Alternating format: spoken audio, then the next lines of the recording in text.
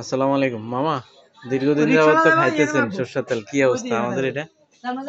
জি আলহামদুলিল্লাহ। আগে আমি রূপসাদা সয়াবিন তেল খাইতাম বা প্রেসির খাইতাম, কিন্তু আমি দীর্ঘদিন ধরে এই এখানে আজাদ মার্কেট ডাক্তার মোহাম্মদ মির্জা মামার এখান থেকে খাঁটি সরিষার তেল খাচ্ছি, একেবারে পিওর।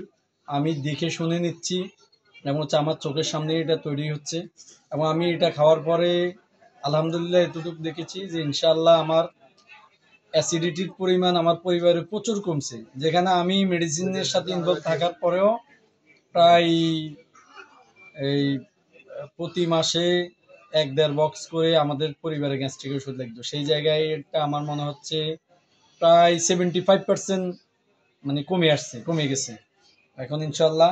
আমি এর আগেও অনেকগুলা নিছি, এবারও এটা নিলাম। এটা একেবারেই খুব মানসম্মত এবং খুব ভালো মানের। আপনাদের সকলের প্রতিও আমার এই অনুরোধ থাকবে, অন্তত এটা ব্যবহার করে দেখবেন।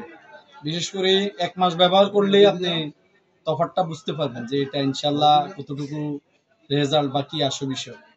অন্যান্য তেলের চাইতে অনেক পরিমাণে বেটার। আপনারা এটা ব্যবহার করবেন নিঃসন্দেহে ইনশাল্লাহ।